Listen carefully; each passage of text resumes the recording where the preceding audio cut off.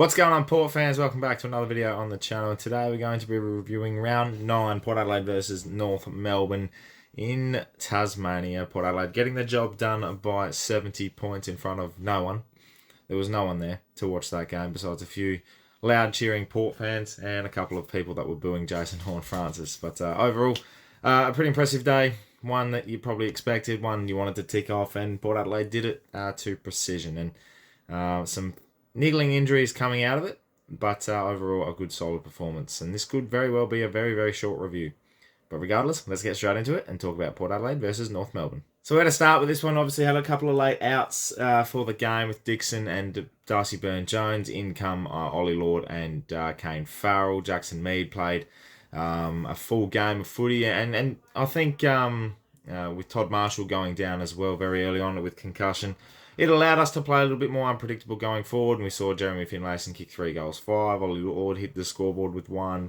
McEntee kicked 2. Bonner kicked 2. You know, names you wouldn't normally see on the score sheet were kicking goals, and I think that was the very impressive thing with Port Adelaide yesterday is 14 different goal kickers. That's something that we don't normally seem to have, but I think, seeing the likes of Drew kick a goal, Tom Jonas kicking a goal, baffling.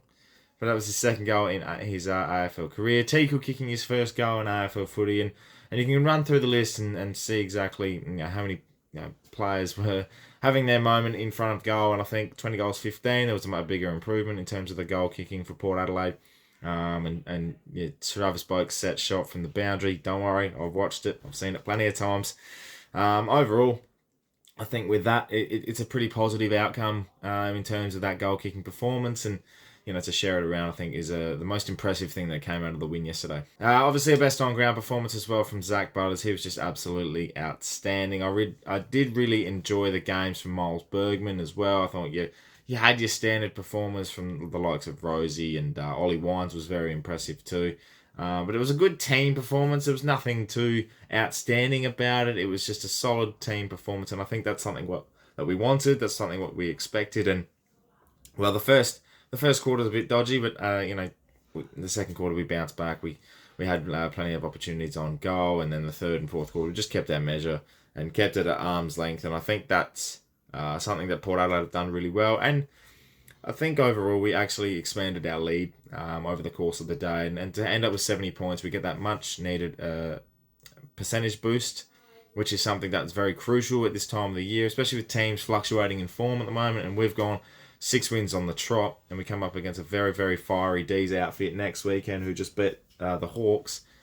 It does stamp a little bit of authority for Port Adelaide that at the moment we're in good touch, and we're very hard to beat. Good to see that the likes of Jason Horne-Francis, who also kicked a goal, another one that hit the score sheet. The treatment from him wasn't as I don't know. I think the performance of that atmosphere and saga didn't really live up to any expectation. I don't think it really eventuated into anything. There was little niggles here or there, and that was come to be expected. But overall, I don't really see that really came into fruition. There was obviously boos from about 36 people because that's all that the amount were there. But again, I think it just was pumped up a little bit more than it needed to be, and I'm glad that both teams recognised that. They were definitely there for each other. Port Adelaide was supporting Jason Horne-Francis and everything he did that was positive. They got around him, and I think that's what's all needed to be done. And overall, I don't see how that affected anyone's game. Zerha kicked a couple. Actually, that's something I did want to touch on, is Larky kicking 4 goals. He does that very often when his team's in the losing side. If there's someone that's going to kick goals for North, it's Larky. So he's very good. Obviously, we had a Lear on him, but I think our defence was playing quite loosely yesterday, and it was very much an attacking performance. And to score 135 total points from that attacking display is a credit to our ability to win the footy from defence, transition well. We were winning it from the clearances as well, which was very good.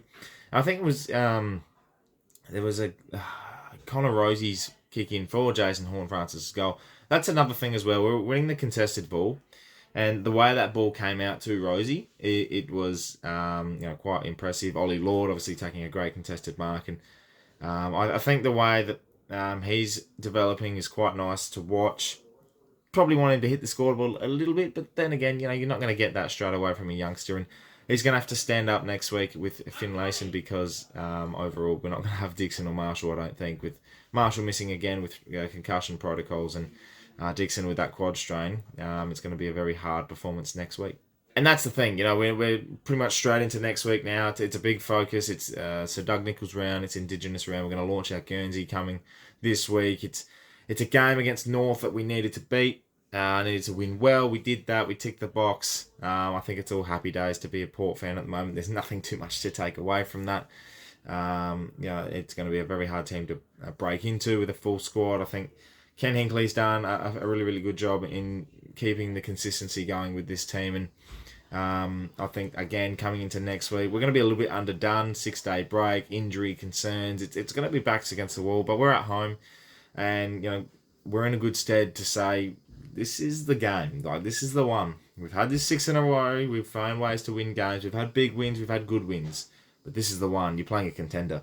You're playing a contender at home. You want to make a statement. Friday night footy. Sir Doug Nicholls round. It's a special round. We open round 10. I'm very much looking forward to this, Port fans. Well, let me know in the comments below your thoughts, Port fans, because not a lot to say about this game. I did watch it back, and I did think to myself that this wasn't something that I overly wanted to talk about into too much detail. I think it's more on the basis of that percentage, that getting that win, putting a team to the sword, and we did that. We ticked the boxes, that everything I asked for. If there was something a little bit more that you guys found, let me know, because I'd love to talk about it, because overall I'm very much just already keen for next week, as you can tell. How good Zach Butters is spreading very nicely at the moment. Subscribe to the channel, Port fans, if you're new, for plenty more Port Adelaide and AFL content to come your way. The glass table will be out at the end of round 9. It's coming Monday, so make sure you're looking out for that on the channel with JT and I. And also subscribe for plenty more content to come your way very soon. AFL 23 is obviously out, so that'll be coming very shortly, and other stuff to look forward to. Thank you very much for watching. My name's Anthony, and as always, come pair.